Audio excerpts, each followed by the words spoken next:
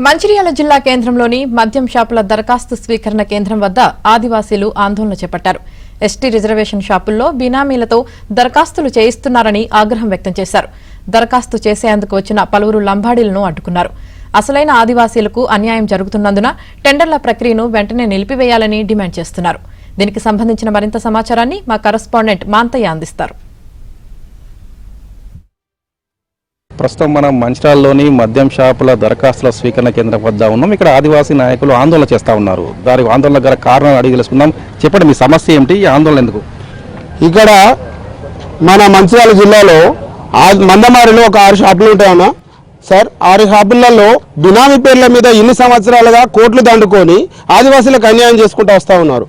ఆదివాసీల పేర్ల మీద బినామీలుగా వేరే కులాల వాళ్ళు అక్కడ అభివృద్ధి చెందుతందుకు ఆదివాసులను అణగదొక్కుతూ ఇవాళ యువతను మొత్తానికే అన్యాయం చేసే ప్రక్రియ జరుగుతూ ఉంది. ఇక్కడ ఏదైతే 1976 తర్వాత వచ్చినటువంటి లంబాడా వాళ్ళకు సంబంధించిన సర్టిఫికెట్లు వేసి వాళ్ళకే మేము కాదన్నాం కాబట్టి వాళ్ళతోటి మాకు వ్యతిరేకంగా ఇక్కడ మనకు టెండర్ ప్రక్రియలో వాళ్ళను పాల్గొనే ప్రయత్నం చేస్తా ఉన్నారు.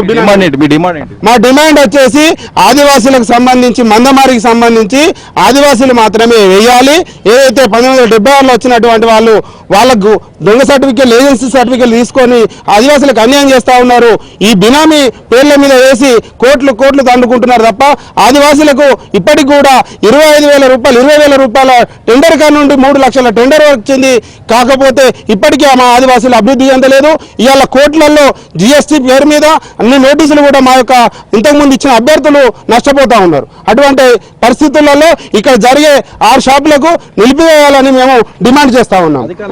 విజ్ఞప్తి చేశామండి. చేసినా కూడా గత సంవత్సరం కూడా ఏజెన్సీ పనిలో ఉంటే వాళ్లకు రిజర్వేషన్, జనరల్ కూడా రిజర్వేషన్ కావాలని గత సంవత్సరం రిప్రజెంట్ ఇచ్చాము. ఇప్పుడు కూడా మేము ఏమంటున్నామంటే ఖచ్చితంగా ఈ యొక్క టెండర్ ప్రక్రియను ఆపాల్సిందిగా కోరుతా ఉన్నాం. మీరు చెప్పండి. ఈరోజు మన మంచిర్యాల జిల్లాలో ఎక్సైజ్ టెండర్లు నడుస్తూ ఉన్నాయి. దాని క్రమంలో మన మందమరి నుంచి ఏదైతే ఎస్టీ ఏజెన్సీ వాళ్లకు రిజర్వేషన్ కోట గవర్నమెంట్ ఇవ్వడం జరిగింది. దాని మీదకెళ్ళి ఎక్కడైతే ఏజెన్సీకి సంబంధించినటువంటి గిరిజనులు వాళ్ళకు కనీసం ఈ టెండర్ల విషయం ఏంటి, అసలు ఎట్లా ఉంటుంది అనేది ఏం కూడా తెలియదు.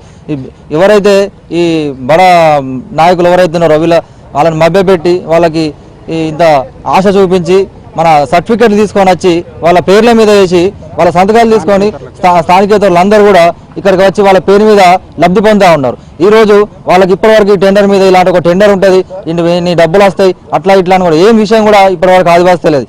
అంతా అయిపోయిన తర్వాత ఈ ఆదివాసులు 2 సంవత్సరాల తర్వాత కూడా వాళ్ళని వదిలిపెట్టి గాలికి వదిలిస్తూ ఉన్నారు. ఈరోజు వాళ్ళకు ఇదే వీళ్ళు టెండర్ల పేరు మీద ట్రాన్సాక్షన్స్ కోట్ల రూపాయల ట్రాన్సాక్షన్ జరుగుతూ ఉన్నాయి. ఇలాంటి ట్రాన్సాక్షన్ వల్ల వాళ్ళకి ఇప్పటికి కూడా గవర్నమెంట్ నుంచి వచ్చే లబ్ధిని కూడా రావట్లేదు. ఎందుకయ్యా మాకు లబ్ధి రావట్లేదు అధికారుల దగ్గరికి పోతే అయ్యా మీ దాంట్లో కోట్ల రూపాయల ట్రాన్సాక్షన్ జరిగినాయి, అందుకే మీకు గవర్నమెంట్ నుంచి ఏ స్కీమ్ కూడా లభించదు అని చెప్పేసి చెప్తా ఉన్నారు. ఈ రకమైన మోసపూరితమైన మోసాలు ఈ యొక్క స్థానికేతరులు ఆదివాసులపై వచ్చి నాశనం చేస్తూ ఉన్న వ్యవస్థ ఇక్కడ ఉంది. అందుకే ఇక్కడికి మందమారికి ఎవరైతే స్థానికేతరులు వచ్చి ఆదివాసులు ముంచుతున్నారో ఈ బినామీ వ్యవస్థని క్లోజ్ చేయాలని చెప్పి ఆ మందమరి యొక్క మన వైస్ టెండర్ మొత్తం ఆపివేయాలని కోరుతా ఉన్నాం. ఇది మొత్తం మీద వీరంతా కోరుతా ఉన్నారు. ఆదివాసులకు సంబంధించి కొంతమంది బినామీల పేరు మీద ఇతరులు టెండర్లు వేస్తున్నారు. దీనివల్ల నిజమైన ఆదివాసులు నష్టం జరుగుతుంది. గతంలో అనేక మంది బినామీలకు అన్యాయం చేశారని చెప్తా ఉన్నారు.